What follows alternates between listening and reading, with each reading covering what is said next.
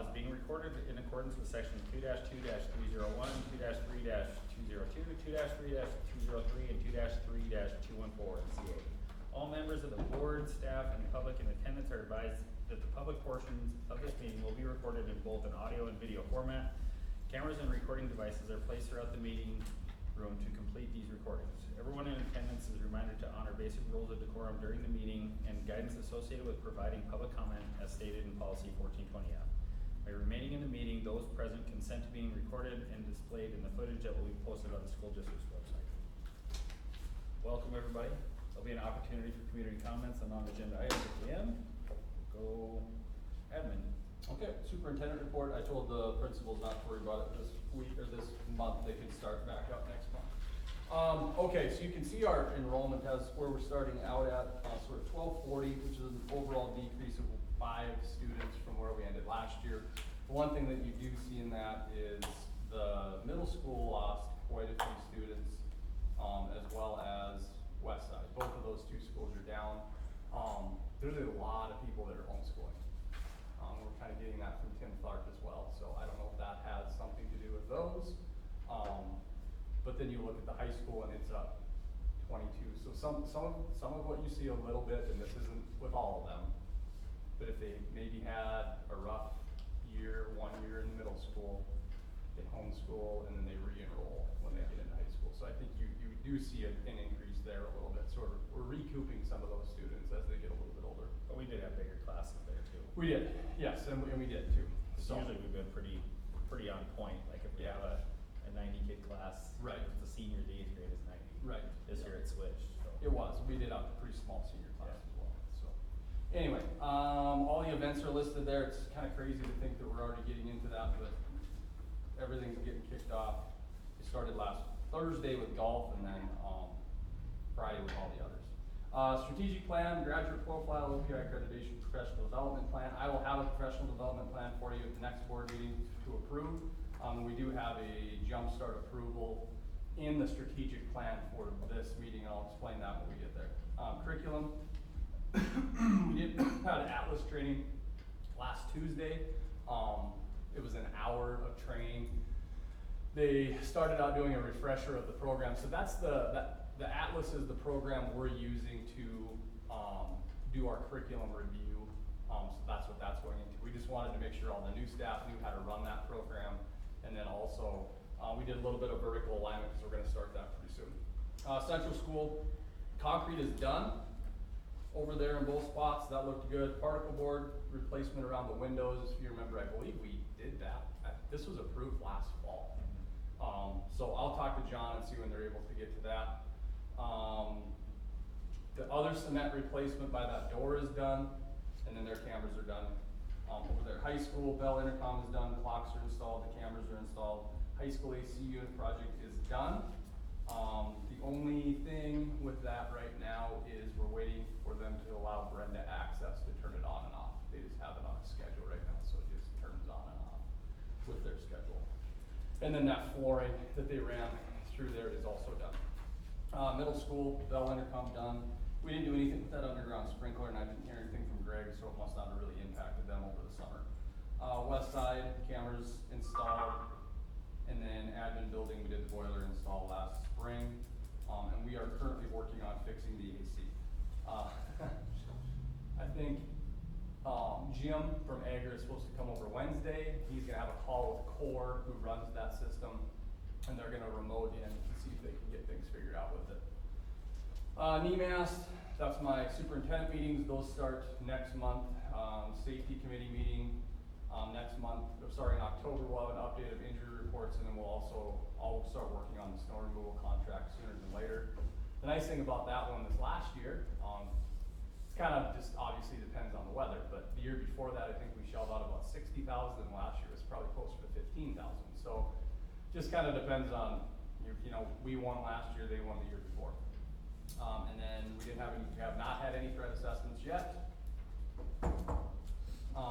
Labor management, I haven't seen anything. They should meet next week. And then you can see the open positions.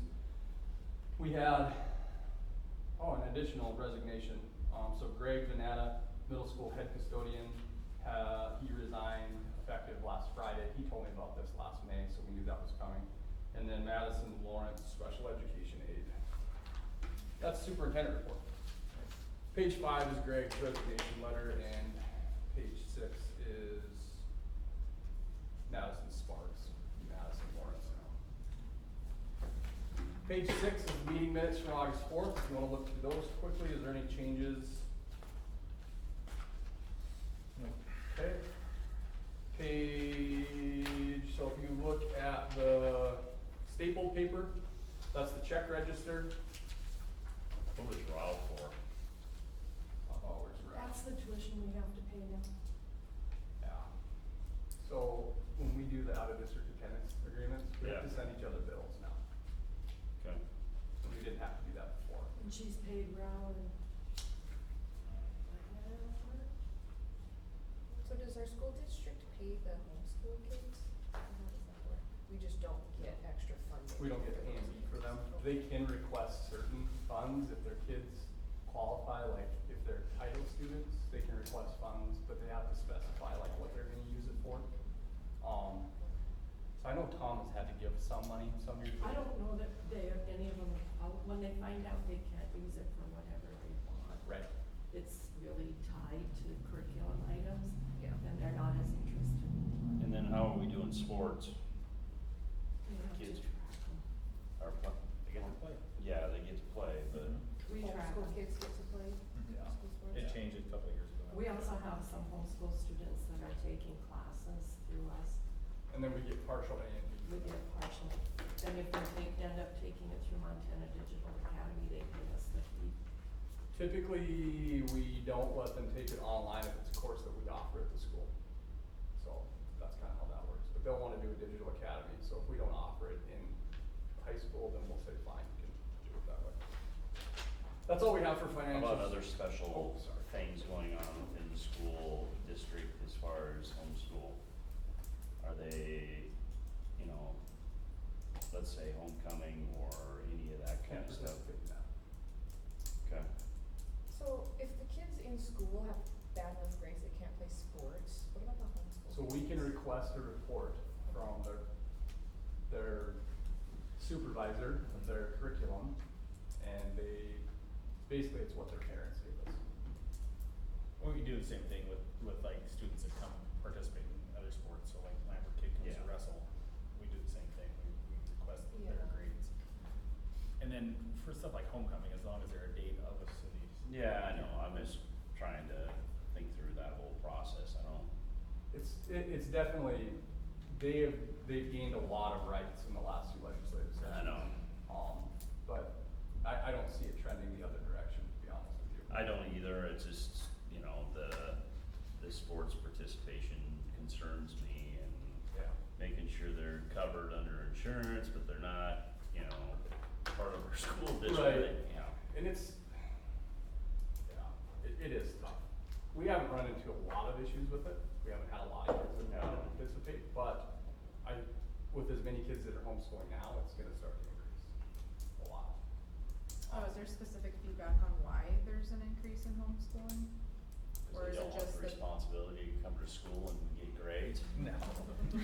It's just a modern trend, it's just what's going on. I didn't know It's- if there was any specific feedback No, for it's- our school district. No, I think it's just nationwide. It's people looking at it and thinking that schools are pushing an agenda or whatever.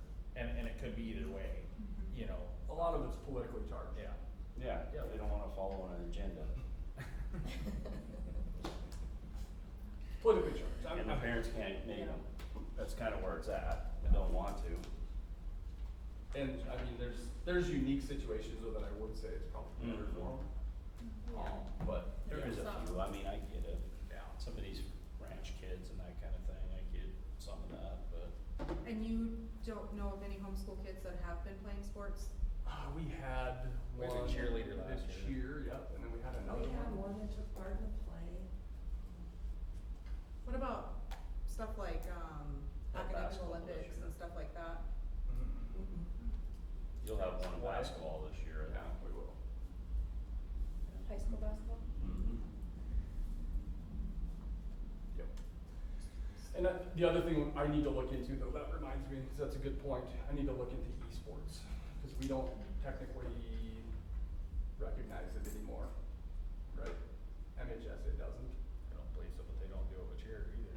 Oh, that's true, so they would be able to do these ones if they wanted. It's not an MHSA activity. I mean, we don't, I don't know, I guess we do hand out letters for it, but. I think MHSA recognizes it, but it doesn't have a postseason. Right, maybe. So I'll look into that though, cause I do think that it would be, we wanna make sure that we're. Crossing our on top of Ts. that. Right. Esports. Yeah, I mean, it's like then where do you start drawing the line if it's not?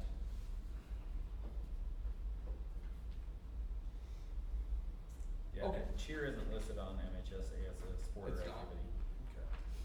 So speech, drum and debate is, well, they have spirit, so maybe that's part of it. I don't know what spirit is. I think the spirit is cheer, but I don't think it includes dance. Right.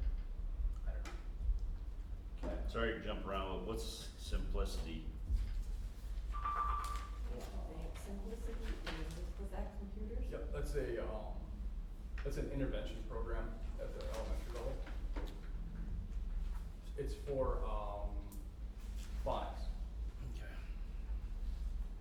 That one should go away next year because we're gonna be using our new reading series phonics program.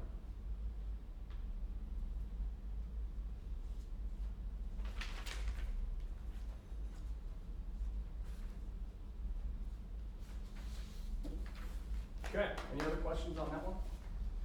All right, page 9 is your out of district attendance request attending another district.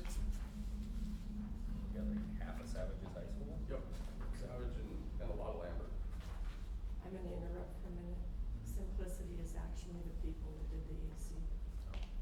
Hmm. That we went through us. Oh, it's the, what was the one we just approved? That was simple something too. I don't know, It was like this is. 10 or So this is $11,000. people that are coming here? No, going to those. They're going to those. Okay, yeah.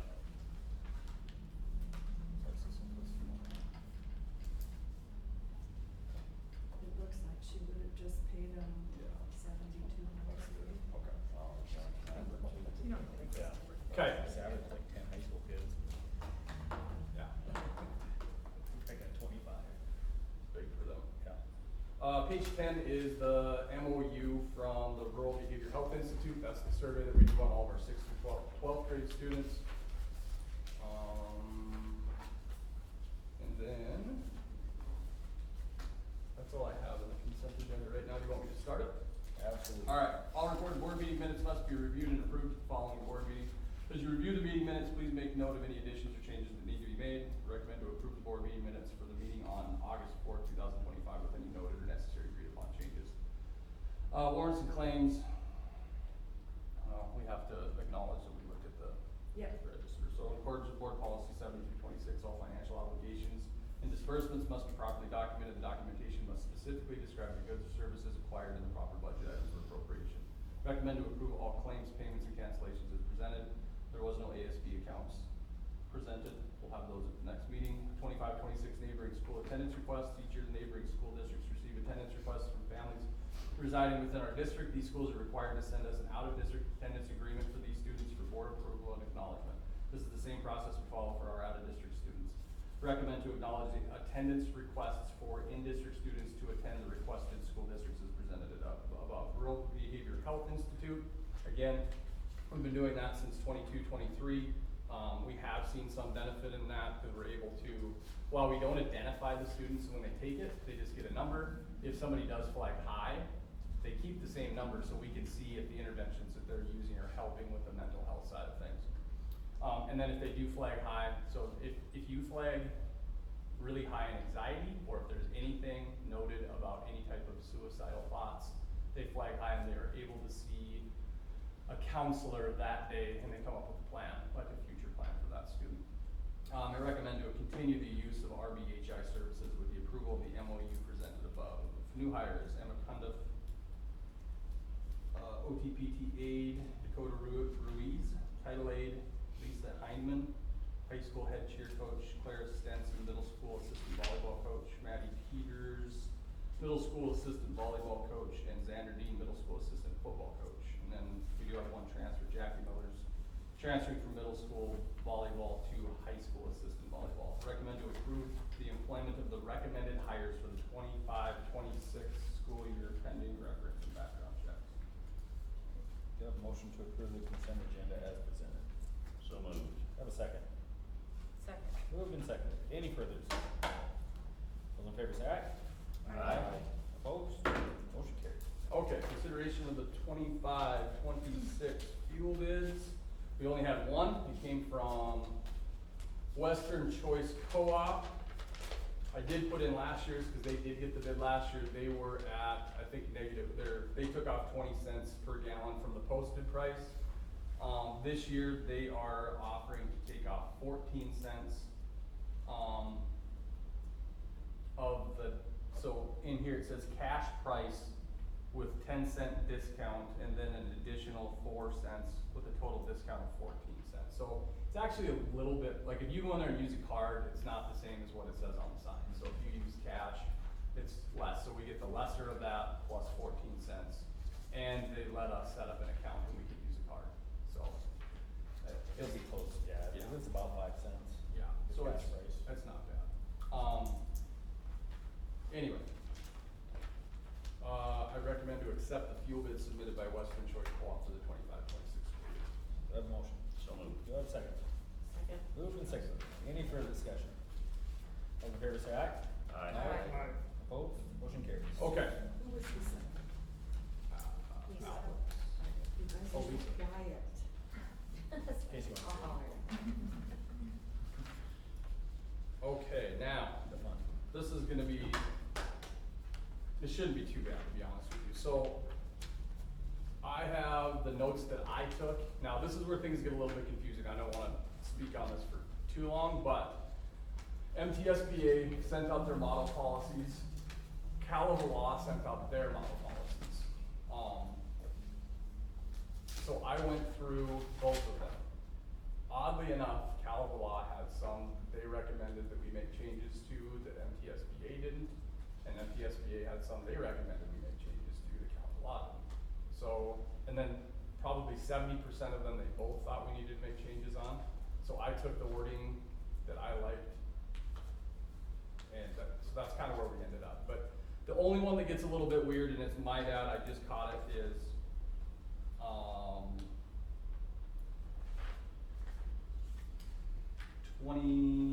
2335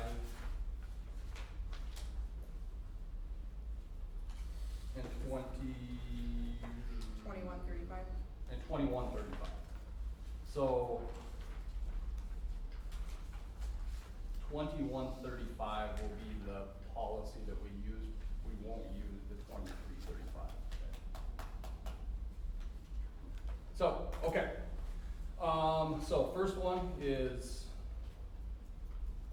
the multi-district agreement, so 1007.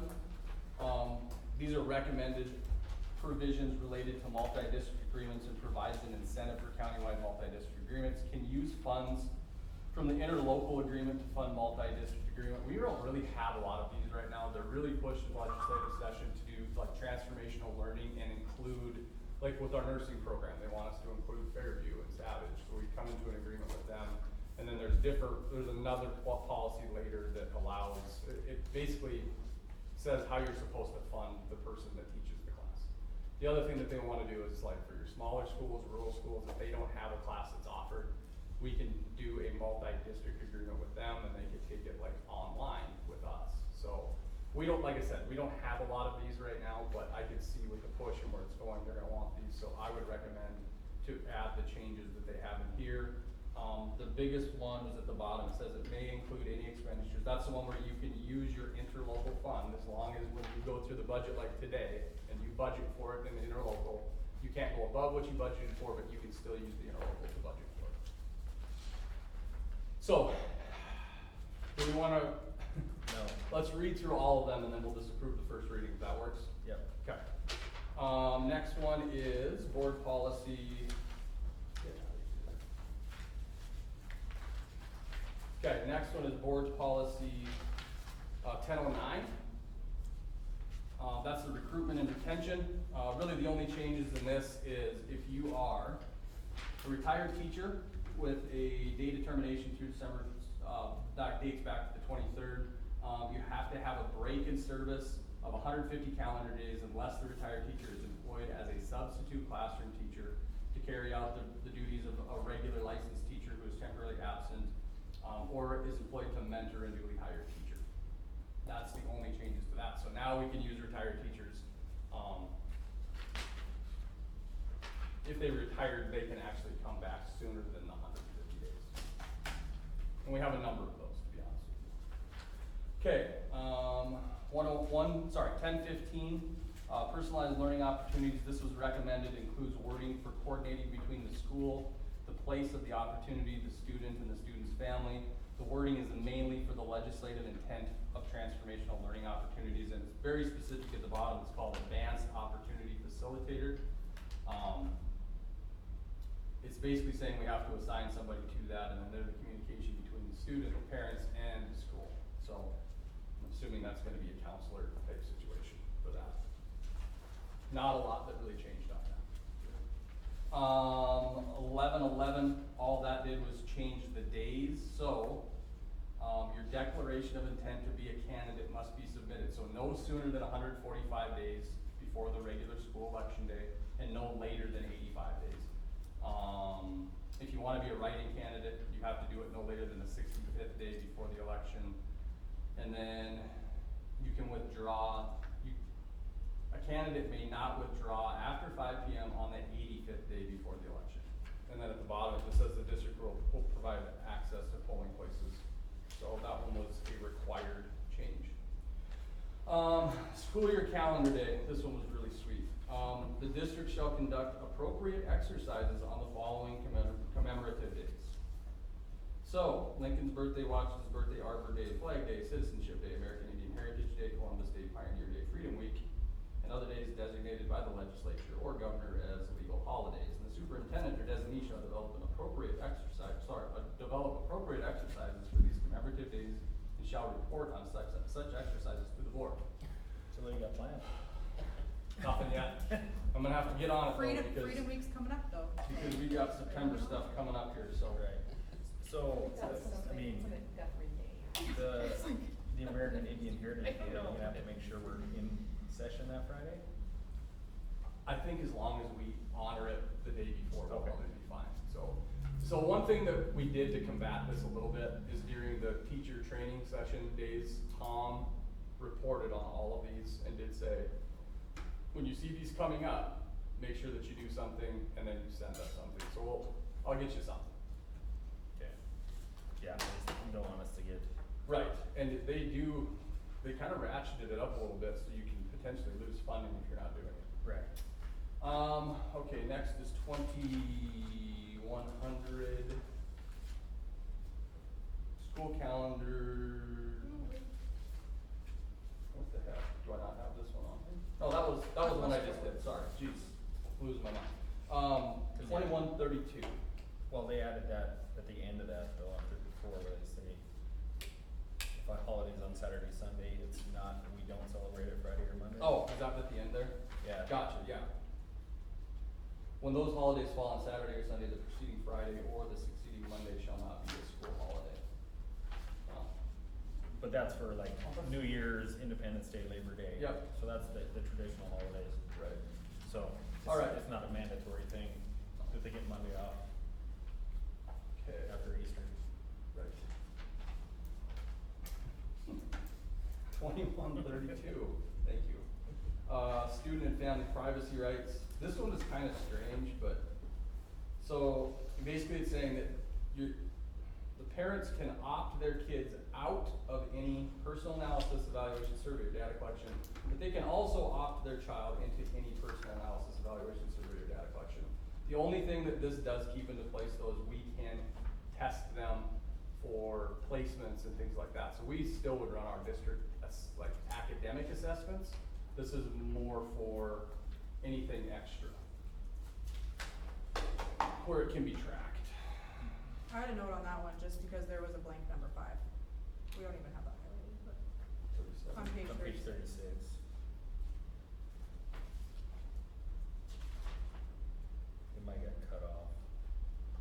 wasn't in the the email packet either, but.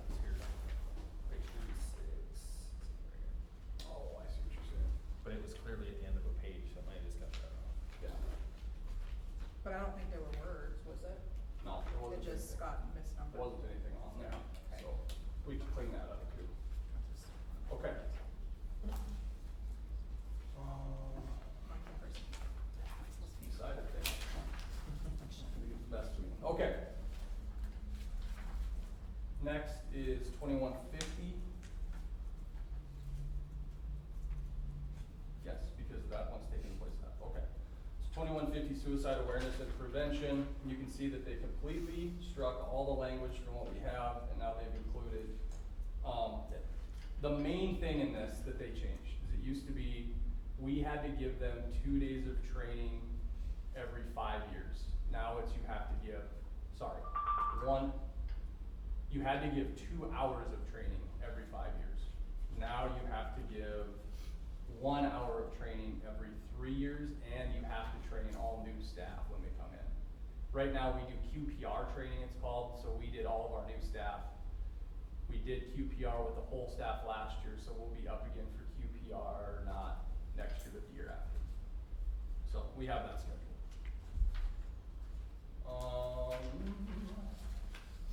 2165, early targeted intervention programs. Okay, so when we get into, so we do have an early targeted intervention program now. One thing that they did in this is they added math to that. So it's not just English, it's math as well. We're not ready to start the math, but we will do our, the English portion of it again. So we're in year 2 of that. That's called our Jumpstart program. That's our, so you can't have 2 kindergartners. We used to have K1 and K2. We now have K2 or kindergarten, which is full day. Half day is now Jumpstart. So that'll be our Jumpstart program. So what we do, we'll still Gazelle test the students, and then we also have an academic screener that we use. If they fail any of the 7 or 8 targets on the screener, we can qualify them for the half-day program. But we're gonna use both. So if they're quite a ways along with the, let's say they pass 5 of the 7 targets and they score fairly high on the Gazelle, we're gonna just put them into full day. The reason for it is you can't get A and B twice on students in a kindergarten program. So if we collect A and B on them in K1, we couldn't collect in K2. So now that we have Jumpstart, we can collect on them, and then we can collect on them again as full-time kindergarten students. And we still have right of refusal of parental complaint? We do, yes. Okay. Yep, and that's gonna come up, I think, in 3110. Okay. I did go back to like how they wanted us to word it. Right. But they kept in the final say of placement still rests with the building principal and the superintendent. Okay. Okay. Yeah, I was very careful on that one. Okay, 2334 is release time for religious instruction. So this did pass. This is not optional, it's a requirement. So this is the options that you have. You have to allow them. So you have to provide religious instruction release time under which a student may be released for 1 hour. It's optional if you want to make that longer than 1 hour. I would like to not make that longer than 1 hour, but that's gonna be up to you. Per week. And then this policy includes the following controls: parental request, and then the release time is to be granted for formal instruction and not for church social activities such as ski trips and campouts. So here's the optional language. If you choose to grant credit for that hour that they go. Is everybody in agreement that we don't want to grant credit for this? Right. Yeah. Okay, so we don't need to go through that. So that's everything. That actually would have triggered a lot of other things. So they get 1 hour a week and we're not giving them credit for it. Yep. Okay. All right, now.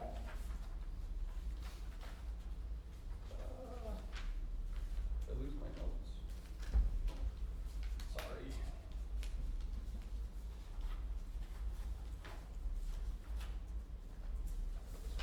Okay, so 2335. Is that where we are? 2135.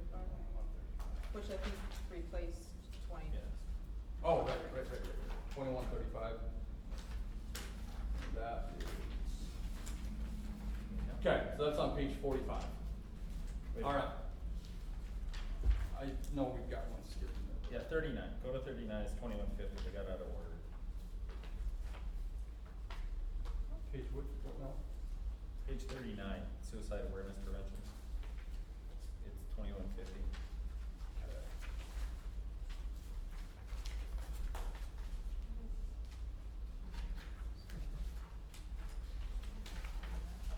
Now we're on 45. Well, this is the one that no, we did this one, right? No, we did. 2150? That's where the district is required for 1 hour of training Yeah. every, okay. Okay, yep, no, we're good. So now we're on to, 2135. 2135, 2135. human sexuality and Yep. identifying instruction. okay, so this one, this is from California. So the first thing we have to do, biggest thing is they made a definition for human sexuality instruction. They made a definition for identity instruction, and they also gave us a definition of instruction. So the district recognizes the right of a parent or guardian to consent in writing to a child participating in identity instruction at the beginning of each, and I would say we do, school year, so we do this once. Mhm. And we've already done that for all of this. So that option, Nikki, is school year. Then the other changes that came with this, the annual notice and availability of materials. If they ask us for, well, we have to put it on our district website, we have to put all of our health instruction on our district website for them to be able to look through. The basic content of the human sexuality instruction or identity instruction intended to be taught, and the option to review all curriculum materials related to human sexuality instruction or identity instruction in the course. Where in the hell is the rest of my narrative? The parent's rights to withdraw the student from human sexuality, so let me see where we get into this one. There was one, it's a requirement on the identity instruction to get written permission from the parent. So that's different than, it's the parent's right to withdraw a student from human sexuality instruction, but the school has to get written permission if you're going to do identity instruction.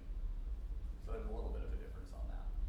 And then the times changed for this. So it used to be, so now the parents and guardians, it used to be 48 hours in advance. They have to be notified at least 5 school days prior, but not more than 14 school days prior to holding an event or assembly or first introducing material for instructional use. So that definitely changes. So if we have, and we do have a couple teachers that will, I mean, you look at Brad Folliver, for example, he'll do like moot courts and things like that, and he'll add, I mean, cause these are controversial and he likes to pick kind of controversial topics. So, the only thing, and I know they did talk about this in here, if it's like, if it's just a question that a student asks, the teacher can answer it, but you don't want to engage in a long conversation or give opinions or anything like that.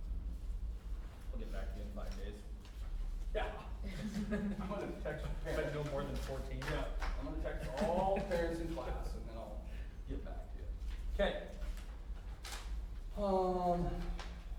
Now 2410. So that's graduation. That's not in there because we are not offering credit for religious release. So that was one that they had on there if you did do that. So that's out there. So now 2450, recognition of Native American culture. This is required, it's minor wording changes to the policy to reflect Senate Bill 181. The changes, working cooperatively to, they changed working cooperatively to in consultation with tribes of close proximity. That was really the only thing that changed on that. 3110, entrance placement and transfer required. Okay, so this was the one that they wanted us to change for a long time. This is one that we used to have in place for the K-1 program. As you look at general placement, final disposition of all placement decision rests with the principal, subject to review by the superintendent and board. So we still have the authority to place students where we want. That was where I was a little bit concerned, but you can see I also have, the Jump Start program is listed in this one as well up top, so it's no longer K1, K2, it's Jump Start. So how come you removed the K placement and the first grade placement paragraphs? That just cause it got into more Where were those? nitty gritty stuff? On 49 and 50. Yeah, so if you look at that K placement, this was written by Dan Farr. Okay. Since we can't put them in a K1 or a K2, we don't need the language in there. We'll continue to go through the Gazelle process, and then we'll screen them with our early intervention screening, and then we'll decide their placement from there. Okay. Okay. That's 3110. Next is 3141, out of district attendance agreements. What was the big change on this one? This one is, oh, okay, that's right. So if we have an out of district student, like they want to attend our school, it's saying that they can't be enrolled in remote instruction through us. If they wanna do that, they have to stay in their district of origin. So like if they want to take, let's say they wanna take a calc class from us, they don't have to have an out attendance agreement to do that. They would just stay in their district and take it from there. But they can't request to be out of district and then homeschool. And then request classes, if that makes sense, remotely. And then the other part of that, this kind of cleaned up the transportation part of it. So basically, this would have been from Cal Law too. They worded it very vaguely because if a student has an IEP, and you accept them in, we would be responsible for transportation for the student. No different than if we had one that went to a different district. Okay, Sorry. Nope, you're good. So the Caliva law, when I was reading their little thing about the policy. Yep. It was talking about, does this policy also cover us taking out of district students when we don't have staffing available to cover those out of district students? So they had something in there about, for sped students, we are allowed to keep like 3 or 4 spaces or something like that. yeah, so what we're gonna have to do with that, and I talked to Michelle Munson, so we can't really have that in here now, Okay. but if we put it into our strategic plan, so what she's gonna do is she's gonna name all of our sped, so everything with sped classes it has to have a name, like a program name, and then we'll cap the program. But right now, there's no language and accreditation for caseload caps, and right now in our strategic plan, we have caseload caps for special ed. So we're covered, caseload's covered by the strategic plan. So we're Well- still able to leave, so are we able to leave, okay, say a family moves into district mid-year, but then all of our sped spaces are currently taken by out-of-district students, and then we don't have the staffing to cover that special education student Right. anymore. Yep, so that's where we came up with, say, 90% of your Okay. accreditation, but there isn't anything for that, so we put it at 10 for caseloads. We kept it really low, that way we have to take all of ours first, once we go over that, we don't take any more sped students. Here's the beauty of that though, you don't know if they're coming with an IEP or not, Right, so they don't have to tell you. sure. So, it's kind of tough, but. Yeah. And then we'll get to that in the Jumpstart program too, because it's the same way. So if you have a preschool and a Jumpstart program or a Jumpstart program, anybody from out of district can attend it. They don't have to fill out an agreement and they don't have to pay tuition, unless you cap it in your, strategic plan. So we're gonna cap our Jumpstart program to 10, and we're already at 14 per class. So we don't know if the out-of-district students have IEPs until, Not and is that always. is that because it's illegal for us to ask? Or Yeah. is that, We can ask them, but they don't have to tell us. sure, The one thing that we have going for us though is from the last meeting, you notice most of the out-of-district attendance agreements are students that we had last year. So we have an idea on 90% of them, it's the other 10% that we're not necessarily sure. Okay. What's the next one? 32, 35. Video surveillance, they did the same thing, struck everything. So in this one, and I think what they did, and part of the reason for that, was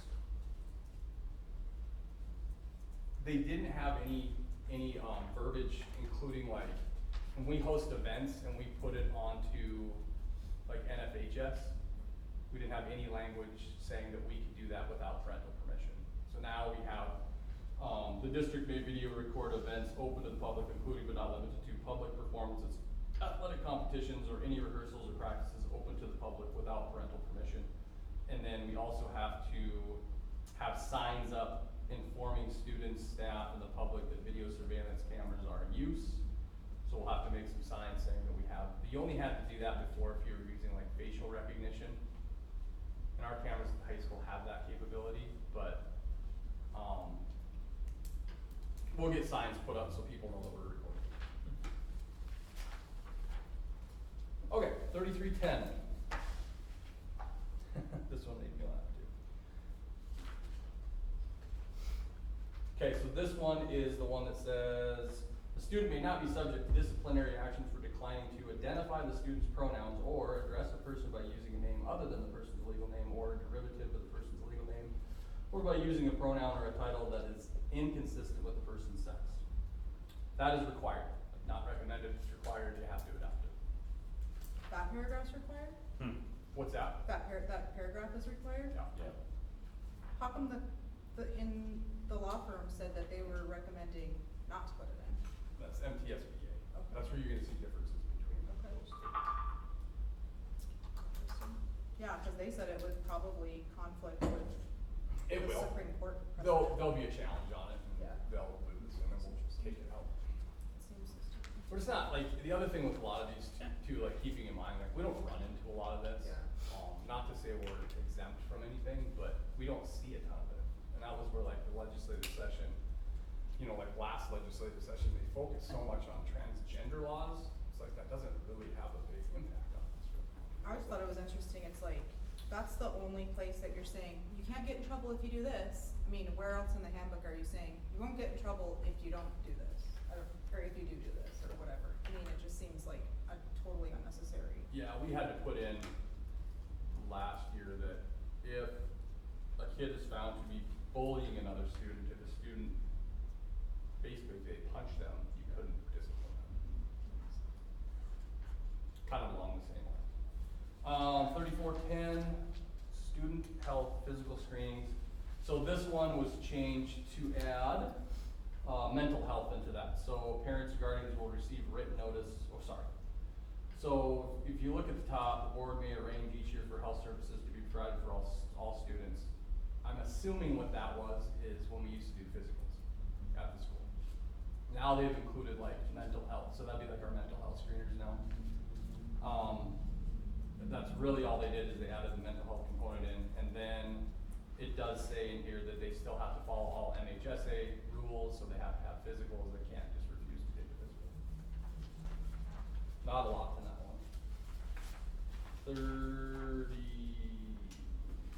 3416, we're almost there. I only have one more page of these. Administering medicines to students. They added the definition of medication, and this is the one where school districts, if they choose, can purchase asthma medication and opioid antagonists. So we can keep a stock of certain inhalers, but do not have to. Some of the wording is to relieve the district of liability in the event a parent does not provide an inhaler for their student, and the student has an episode while at school. It also says that there's a number of requirements in here. So a parent or guardian or individual who, on page 66, who has executed a caretaker relative educational authorization affidavit has submitted a signed authorization for self-administration of medication, acknowledging that the district and its employees are not liable for injuries resulting from the student's self-administration of medication. There's that one. And then there's one for your school nurse. And then there's one for if you wanna just assign somebody to do it. So it's all just that you have to have consent, and there has to be, written consent by the parent saying that they can do it. Glucagon, same thing. You have parent designated adult. And then I thought there was another one still for, yeah, the opioid one, I'm not quite sure.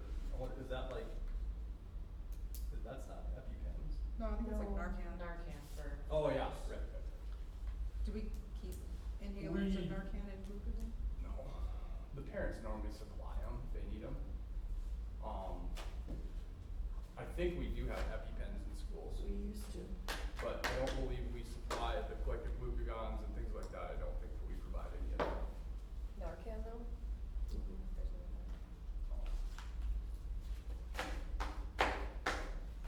questions on that one?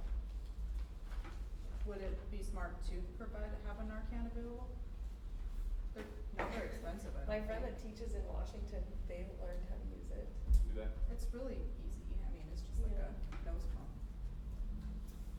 And Yeah. I don't think it's something that can be like abused, I mean, if somebody got a hold of it and like tried to go get high off of it or something, it's not I gonna don't do think that. you needed it in elementary school. No, I was thinking middle school, I Middle guess. and high school? I mean, we can. The one thing that sometimes you take on a little bit when you provide it is liability. Yeah. If we don't, like, let's say that we did it and we didn't have like we didn't have the right paperwork signed, like we Yeah. didn't have the right authority. Josh, does anybody carry that? Like the police force or anything? Yeah, the cops usually carry some in all their patrol vehicles just because they can Right. come in contact with fentanyl and like anything just from doing a pat down. I say we just call it Them, cops. us, Good. ambulance, I mean, I just say we work a deal with the cops rather than carry it ourselves. yeah, I would say if you suspect like a student went down because of something to do with drugs, I mean, first thing you do is call 911 and get Right. patrol going, cause they can, be there within minutes, so. Yeah. Especially by the time somebody finds it at school or whatever it Right, is and gets yep. it. Yeah, that's true. I think we're good. 3612, district provided access to electronic information. They added an AI portion to this one. Artificial intelligence refers to the simulation of human intelligence in machines that are programmed to think and learn. AI can be used to perform tasks and typically require human intelligence, such as understanding language, recognizing patterns, solving problems, support personalized learning, and provide interactive learning experiences. That one is, I think is fine. We do, I mean, we have ways to run our assignments through programs that can see if they're using AI or if it's AI generated. We've caught a few kids that do it. To be honest, colleges let kids use it and then they need to basically like rewrite the paper that they can use it for the knowledge of what they can get. So I mean, the more that, I think for us, it's gonna be more of teaching kids how to use it correctly instead of really just prohibiting it and not allowing their own. Okay. 3612. Nope, we just did that one, didn't we? Yeah. Okay, sorry, these two-sided things are. Okay, pupil online personal information protection, this one's 3650. It's recommended, it adds the definition of K-12 school purposes, that's really all it did. It means activities that customarily take place at the direction of a school teacher or school district or aid in the administration of school activities, including but not limited to instruction in the classroom or at home. Yeah, I mean, it added the definition of that for the remainder of the policy. Student protection, this shows it's new and requires any person that will be supervising students in any capacity to complete a fingerprint background check. This is a new policy, so we'll just add it on. And we pay for that. Yeah. So you. Well, you probably wouldn't have to pay for volunteers, Right. but anybody that we employ. Right, no, I know that, I'm just saying, I'm thinking more like the chaperones. Chaperones, right? And then where's the line on that, right? Cause like we've sent the band to, places in the summer with parental chaperones, but they're technically, it's outside of the school. And they should, anytime we send our kids, we should make sure that we have fingerprint backgrounds. Then we try to, but we don't always know. Right. If we Right. know what our fingerprint. Right, but I'm saying like in the summer, when we're not in school, does it even count? Right. Cause technically we're not. Yeah. I bet you they'd find a way to tie it back to you. Yeah, I think you probably should have it done. The ones that are really hard is like, let's say golf leagues, and they had 4 kids that qualified, and for some reason you have to have a parent drive them because, Right. something comes up with bench your car with work, like, cause we had that happen with cross country last year. Right. We'd have a parent We've drive. had it done with golf too. Yeah. Right, so I mean, it's one of those things, like, we probably need to make Yeah. sure we're letting the coaches know, if you think you're gonna have somebody, why don't you designate them and have them get a background check? Yeah. Right, yeah. I mean, I know Ben does it quite. They do a frequently. lot. Mhm. They have a lot of parents that go Yeah. along with that road, so. Well, I even think of the DC trip. Yeah, usually parents don't go on that though. No, but like, Greg went, but I mean, so he was a employee already, Right, but it's yeah. just, yeah, have to be aware of that. this next one is 4332. Display of flags and banners on district property. Okay, so this basically gives a list of, I don't believe that this is a required policy. It does show you, I guess, what you can technically have in a government building, so we're a government building.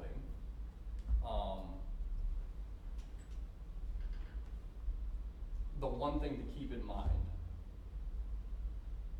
is, so this is just some notes that, so according to the government property section, flags regarding political parties, race, sexual orientation, gender, political ideology, and pride flags can be displayed on government property. And we are considered government property. This entire policy is optional? It's optional, but you still have to follow the legal side of it.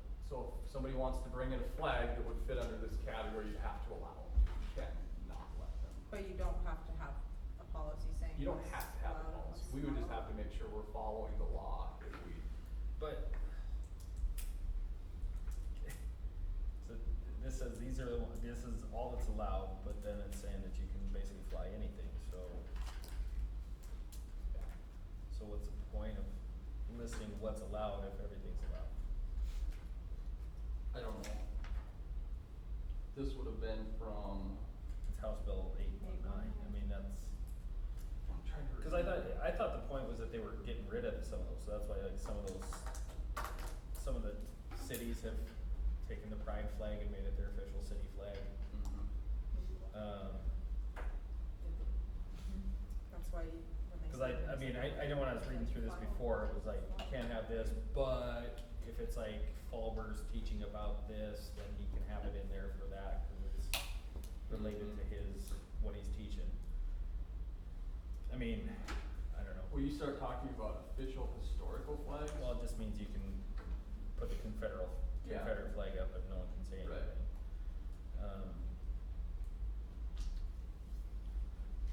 I don't know. If it's Again, not, we don't have a lot of this. The biggest issue we have with flags is they'll fly into the back of their pickup. Right. I mean, honestly, if they don't have profanity or anything on them, we don't really control it a whole lot. are the flags that are being flown in the back of the pickup one of these flags? No, they say Trump, Yeah, whatever they're- here, they're what like- they say. I've seen some pretty inappropriate ones at West Side pickup, so. Well, yeah, that's a I mean, little with different. parents, like, Yeah. interesting choice. but- That, honestly, they're pretty much all Trump flags that you see. Yeah, with kids. around here for sure. I don't know. I mean, it's just weird that they Even made a policy? Well, yeah. I agree. I'm just throwing it out there. I mean, if you're gonna make a policy, this is kinda what she said before, it's like, why list the ones you can, why not just list the ones you can't? Right. Yeah. Like, I agree. If you wanna say you can't fly this, then just say you can't fly this. Mhm. Don't give us a list of 30 things, it could be, so I can have a POW MIA flag, but if it's rainbow, then it's different, or. Right. I mean, That's just it. I don't know. But it's one of those things like, how did this get through the legislative session? What was it really? I don't know. Yeah. It must have affected somebody in some. Well, it was county. one paragraph on a 400-page thing, and they just let it slide. If it's not necessary, I think, I vote scrap it. That's fine with me. Personally. What does everybody else think? I don't think we need it. It's not I don't think necessary, so. so. No. I don't think we need it. So that is. Leave it out. 4332. 4332. So let's. I'm in favor of it. It's not required. You don't have it. Yeah. Delete. So if it becomes a problem. Yeah, if it becomes a problem in the next year or two, can we bring it back up? Yeah, For absolutely. sure, Okay. yeah. Yeah, we can add it at any time.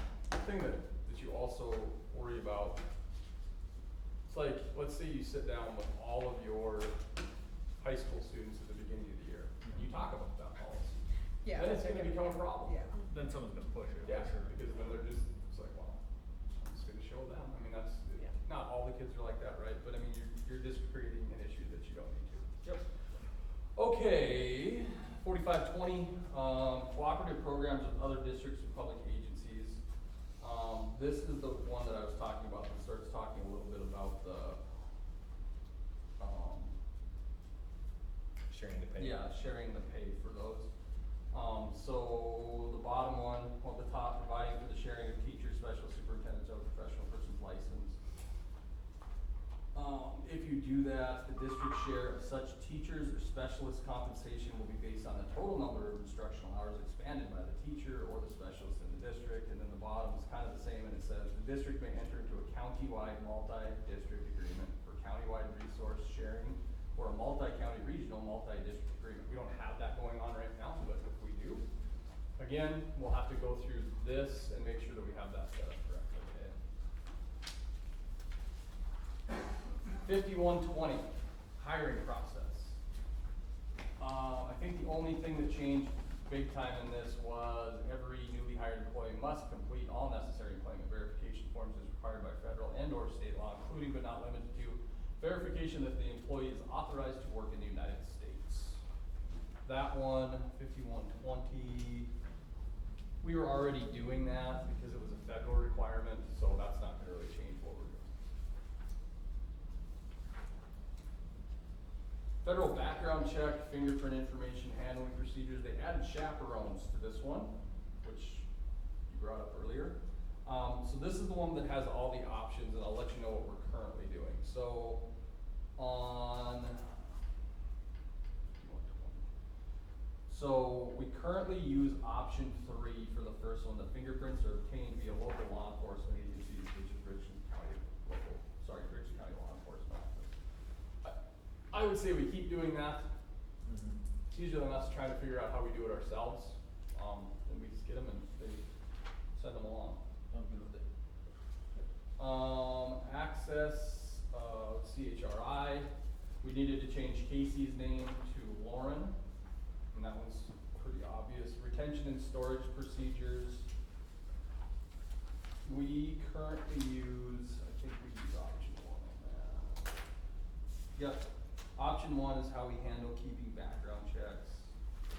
For the dissemination one, the next one, we use option 2 for the dissemination procedure, which is the school district does not disseminate criminal history record information with any other agency.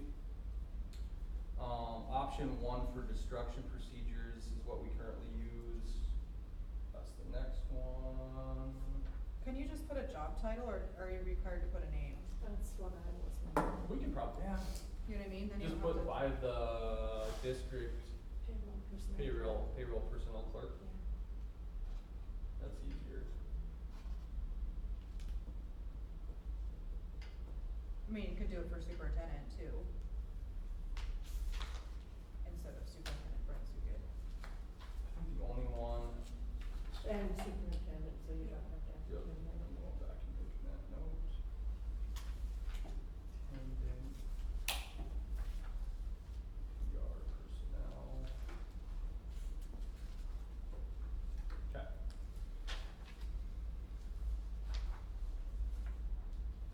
And then the last one was the applicant procedures for challenging. So if you look at those two, it says applicants are given the opportunity to challenge or complete the record. I'd say we use option 2 and have them figure out how they obtain everything to do that. So did you get all those options? Okay, perfect. Excellent. Excellent. Okay. 5122 criminal background investigation. They crossed out regular, so all it is paid or volunteer position with the district involving unsupervised access instead of regular unsupervised access, and then they added chaperones at the bottom, and they crossed out regular again. That one's pretty simple too. Next one, 5123 employer verification. So we can use, no, that's different. I think it's the next one. It is the next one. 5123. That's fine. Explains the requirements of the district for checking citizenship of employees. So that's the other one that they have, is we have to check citizenship. It shows the different ways that they can have that, and then the books, records, and payrolls of the district pertinent to the administration of Title 39 must be open to inspection by the Montana Department of Labor and Industry on 3 business days notice for the purpose of a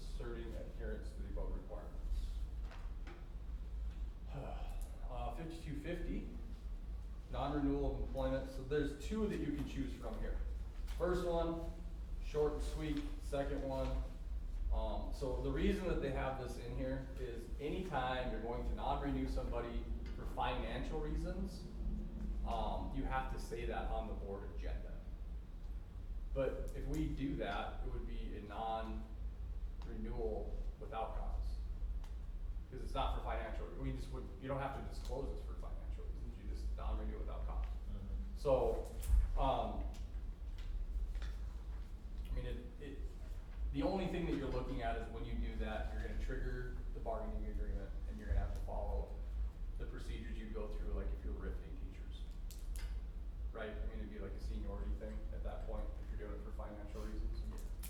So, But if we're doing the non-renewal of a non-tenured teacher, they're gonna be the ones that go yeah, anyways, right, so. I say we keep the short and sweet one. yeah. So Does let's- this mean if a classified person is not being rehired, that we actually have to non-renew them? We have to, is there a listing if we contract them? Yeah, and I think we've been rehiring everybody, we've just been sending them their contracts, Okay. unless they're on probation, and we don't want to renew. Okay, so we'll go with, 5250. Yep. For that one. 5255, disciplinary action, this is for the employee side of things. We can't, write up or do anything for a staff member, same as the student one. The pronouns. Yep, the pronouns. Is that one required? Yeah. Let me look. I'm sure it is. Because it's just a change to a policy we've had, Yeah. so it's gonna be required. The problem is you don't have to put it in your policy, but it's law. It's like, we have to follow it. Right. Just because we don't put it in policy doesn't mean that we can just ignore it. Like, we still would have to follow what that says. 5321, leaves of absence. So I changed a little bit of this, so the certified employees will be granted sick leave according to the terms of their collective bargaining agreement. We still have 187 days, we got that crossed out. And then where was the other one at? On the next page, civic duties. Yeah, so if they're, basically like if they're going for jury duty or if they are voted into public office, you can't make them take leave on those days and they still get their benefits, while they're doing those duties. That one shows it's required as well. 53. And it's while they're running for election too, right? Even if they weren't voted in, it's while they were campaigning? Yeah, I mean, I think that there was some wording on, was that the association one? Yeah. Yeah. Okay. 5430F. Changes to this policy are made to align to board policy 3655. Where's my last page of notes? God dang it.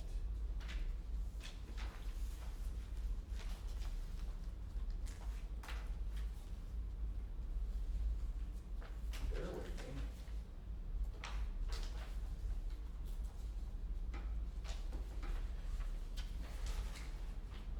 Are you Looks like looking you're for just changing getting rid of regular. Yeah. Yeah, at the very bottom, right. Oh, yeah, it's the same as the other one, so not, instead of regular unsupervised, it's unsupervised. Okay. Still won't find my damn notes for.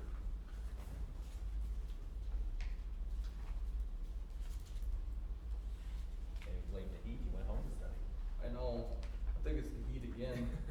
It's hot. Should've made you go old school and read every one word for word. I don't wanna do that. Those are the days. My freaking notes. Okay, so this is our leave. Is anybody using my notes? Are you using them? No, I'm trying to see. You over that other? I have mine. Hold on. I got it. Let's see. Ben's not. Here's the last page. Perfect. So, 5321, that was a leave of absence. Should be on 7320. Which one are we on now? We just did 5430, so we're on 7320. Looks like it's just a Oh. section on the procurement and procurement. Let's do this for a second. Oh, yeah, we just had to approve the, adopts all applicable provisions of the Montana Procurement Act. That allows us to, basically use multiple ways of getting bidders instead of just a couple ways.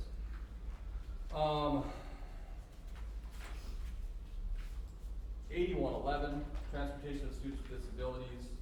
This shows that it's required. Legal references to student transportation laws were added to this policy along with the reference to the law requiring transportation by district of residence for an out-of-district student who has transportation as a related service. So if it's written into their IEP, we can technically make, let's see, law requiring transportation by district of residence for an out-of-district student. So we can make an out-of-district student, we can make their district pay for their transportation or transport them.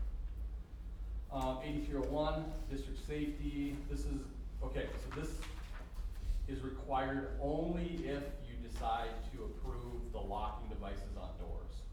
So the amendment to this policy allows the district to install temporary locking devices to classroom doors if approved by the local fire department, and includes the definition of a temporary door locking device. So they have these that you can purchase now. I've talked to the building principals. I think that the building principals would like us to put them in. I don't think it would be a bad idea to put in, because I think they're really simple and they're very effective. The only thing we would have to do is we'd probably have to call Kale Rasmussen and make sure that he would approve for us to put them in. I think that's a good idea. How about I look into the price of them? I was gonna say Yeah. really expensive. 'Cause And that's a then lot of doors. Oh, I'll we- look into the price and I'll call Kale. We can and then- approve the first reading and then. Yeah, we'll decide still on the approve it, second. and then I can, Yeah. if we decide, or if it looks like it's gonna be outrageous, Mhm. then we can, and maybe Kale's gonna tell us no, I don't know. Okay, last one, 8450 automatic external defibrillators. This revision changes the requirements for maintaining a written plan for AEDs to only written notice of the location of the AED to the 911 service covering the area of the district. It also provides that the county attorney or DPHHS may bring an action in district court if an AED is used in violation of the law. So that, when you really like dig deep into that, like they're really just discouraging employees from using them, and they basically want people that are trained to use them. Is pretty much what I got out of that. But we do need to have, signage up, and all of ours are marked, in our buildings, and then we just have to know where they're at. Mhm. Holy buckets. Okay. So. A mess. There's that one. 111, just read that.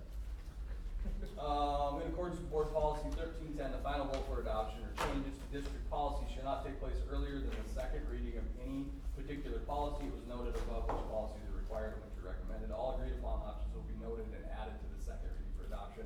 Recommend to approve the first reading of the policies and agreed upon options. Okay, do I have a motion to approve the first reading as discussed. So moved. Do I have a second? Second. Moved and seconded. Do we read them? Any further discussion? Can we go back to, all those in favor say aye. Aye. Opposed? Motion carries. Okay, we had a very, very late resignation. Sometimes it's good to have the board approve these. Because if you get them in at a certain point, you technically can take them to OPI and then you can put on the record. So, I'm just gonna approve for the board to, recommend to approve the resignation of Lacey Neville. Okay, do I have a motion? I'll go with Do I have a second? Second. Moved and seconded. Who One of moved? the ladies, Sarah. thank you. I don't know the voices yet, I don't and either. I'm not looking at them, so. I was like, Any further thinking about discussion? something else. All those in favor say aye. Aye. Opposed? Motion carries. Okay, and then the district strategic plan changes, so This is what we talked about with capping our programs to allow more access for our students. I did put the cap for the Jump Start program to 10 kids per session. So if we're below that, when we get the out-of-district attendance requests, we can accept them. Once we hit it, then we would stop. Recommend to approve the changes to the district strategic plan. Do I have a motion? Do I have a second? Second. Moved and second. Any further discussion? What made you choose the 10 students? That's smaller than So, they have in the. right now, and traditionally, we used to try to keep that program anywhere from like 8 to 10 kids, because we normally have 2 teachers, we only have 1 teacher now. So right now, they're like 14 and 15, the morning session's 14, I think, afternoon's 15. So, if you have 2 teachers, which we could again, and you had 4 sections, you're more than likely gonna be able to take all of the out-of-districts that you have. But the way that it is, if we only have 1 teacher, we don't wanna start bringing in a bunch to fill those up. We will. Been moved and seconded.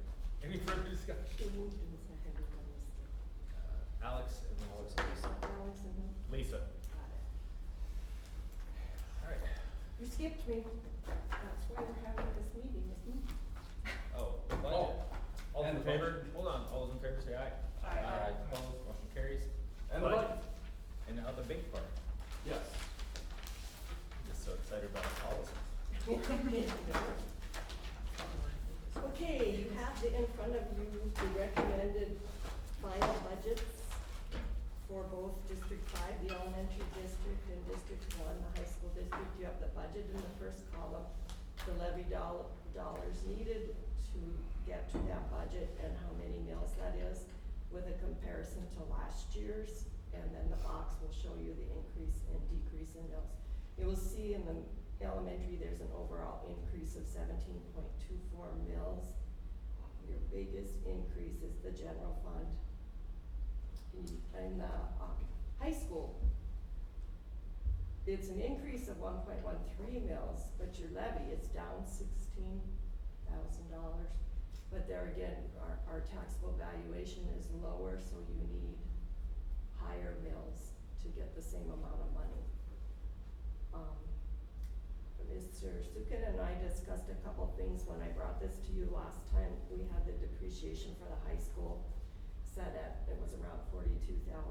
And we talked about even getting rid of it, and after we talked about it with buying possibly 2 route buses, we decided to split that between the bus depreciation and the tuition.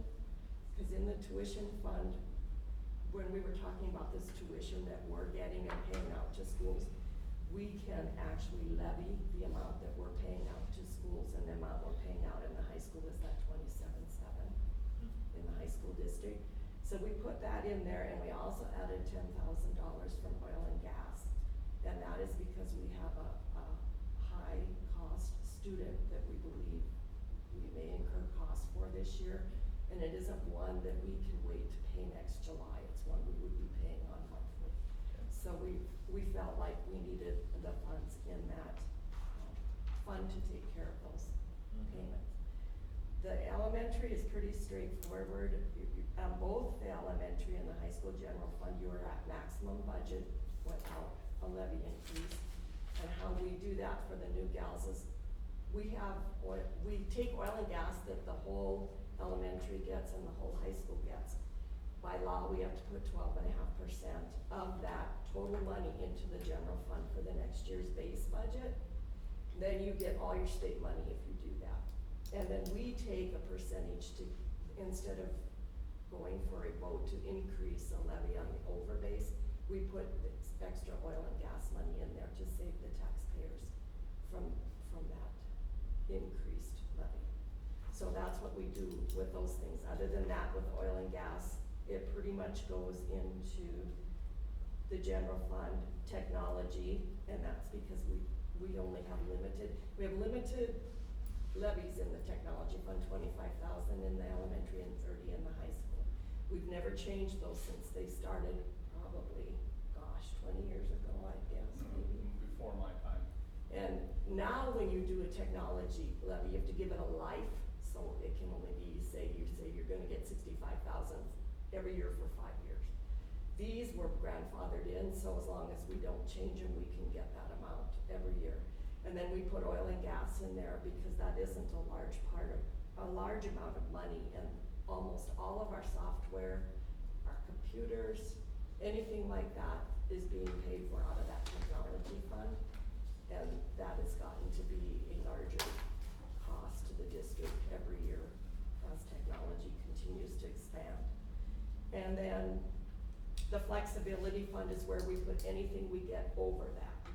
And you'll see that the elementaries is low, and like I tell people, it's because we don't have any oil wells in town. So we don't get near as much money from that, but we have last year, and we're proposing this year, but we're not to that stage yet. We put $1 million from the high school flex fund because they get so much excess oil and gas to help fund. It helps pay for about 3 elementary teachers, and then any of the big costs that they may have, like this, that $75,000 for that reading curriculum came out of there. Term pay, if you have retiring teachers, their term pay is close to $20,000 if they're maxed, which most of them that retire are maxed at the maximum amount of time. And so you're looking at $20,000 per teacher just for that portion, and that comes out of there. Just to give you an idea of the things that we've been taking out of there to get our budgets to balance. And we've also taken some teachers out of the flex fund. Yes. And right now, all of your principals are coming out of the flex fund, and Mr. Barnhart and Mr. Sukut. But the teachers, that's what we're trying to get out. Yeah. So we're finally getting them out, so. We're in a better place there. Are there any questions or anything you're wondering about? Clear as mud.